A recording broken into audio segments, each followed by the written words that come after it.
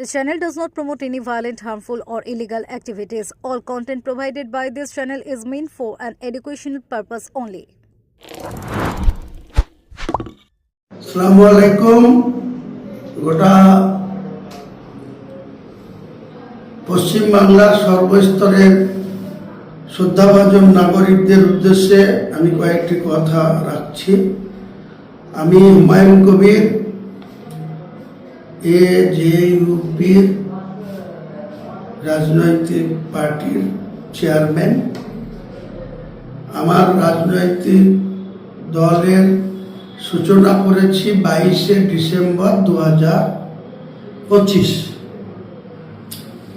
তো একটা আমার ভিডিও তৃণমূল কংগ্রেস আমাকে রাজনৈতিকভাবে মোকাবেলা করতে না পেরে এখন আমার বিরুদ্ধে চক্রান্ত করে একটা এআই ভিডিও বানিয়ে সেটা পাবলিকের কাছে তাদের ফেসবুক আইডি থেকে বা প্রেস কনফারেন্স করে আমাকে বেলাইন করার জন্য বা আমার পার্টিকে ছোট করার জন্য বা আমার পার্টির ভোট ব্যাংককে নষ্ট করার জন্য তৃণমূল কংগ্রেসের সুপ্রিমো মমতা ব্যানার্জি, তাদের দলের সাধারণ সম্পাদক অভিষেক ব্যানার্জি, ববি হাকিম, কুণাল ঘোষরা।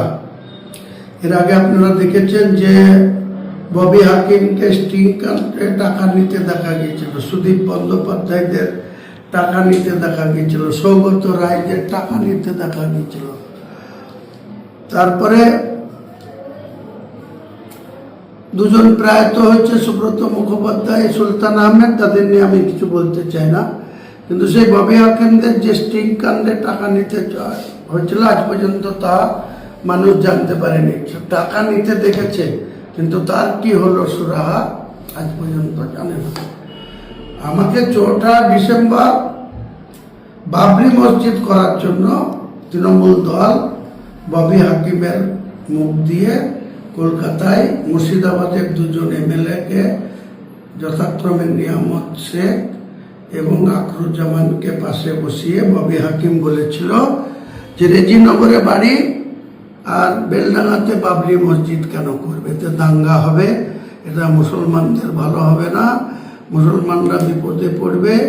তাই তৃণমূল কংগ্রেসের সাথে সম্পর্ক ছেদ করেছিল, ববি হাকিম ডিক্লেয়ার করেছিল। আজ পর্যন্ত আমাকে অফিসিয়ালি কোনো চিঠি দেওয়া হয়নি, কোনো কিছু করা হয়নি, কিন্তু আমাকে সাসপেন্ড করেছে। পরবর্তীকালে গোটা বাংলার মানুষ জানে আমি 2.5 লক্ষ মানুষের জমায়েত করে বেলডাঙ্গার খাগড়ুপাড়া মোড়ে একটা 50 বিঘা জমির উপরে 2.5 লক্ষ মানুষকে জমায়েত করে আমি একটা জনতা উন্নয়ন পার্টির ওপেন করেছিলাম। পরবর্তীকালে সেই জনতা উন্নয়ন পার্টিটা আম জনতা উন্নয়ন পার্টিতে রূপান্তরিত হয়েছে। ইলেকশন কমিশন সেটাই আমাদের অফিসিয়ালি রেজিস্ট্রেশন করেছে এবং আমাদের পার্টির লোগো হুইসেল চিহ্ন, বাঁশি চিহ্ন হয়েছে। এখন যেহেতু গোটা বাংলার মানুষ আম জনতা উন্নয়ন পার্টির পাশে দাঁড়িয়েছে, যৌথভাবে আসাদুল্লাহ ওয়াইসি সাহেবের, আসাদুদ্দিন ওয়াইসি সাহেবের এআইএম পার্টিকেও সঙ্গে রেখে আমরা যে নির্বাচনে অংশগ্রহণ করছি সেটাকে ভয় পেয়ে আমার বিরুদ্ধে এআই ভিডিও বানিয়ে 19শে ডিসেম্বর 2025-এর ডেট দিয়ে আজকের দিনে ছাড়া হচ্ছে।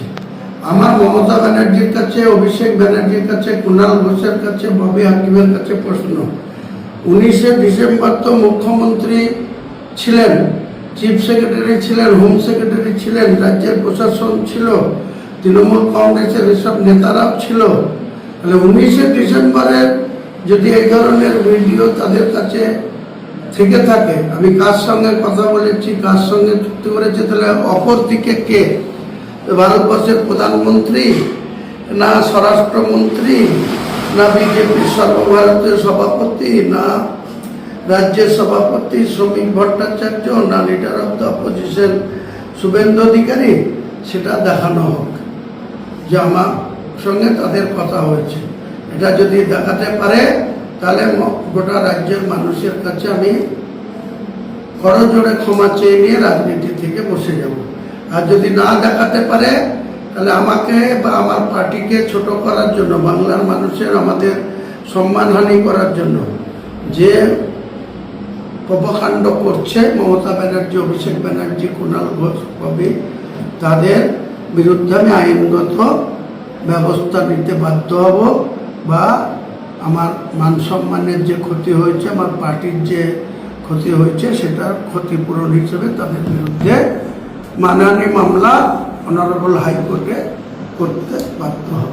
হয় প্রমাণ দিক, আর নাহলে মামলা খাওয়ার জন্য প্রস্তুত থাকুক মমতা ব্যানার্জি, অভিষেক ব্যানার্জি এরা।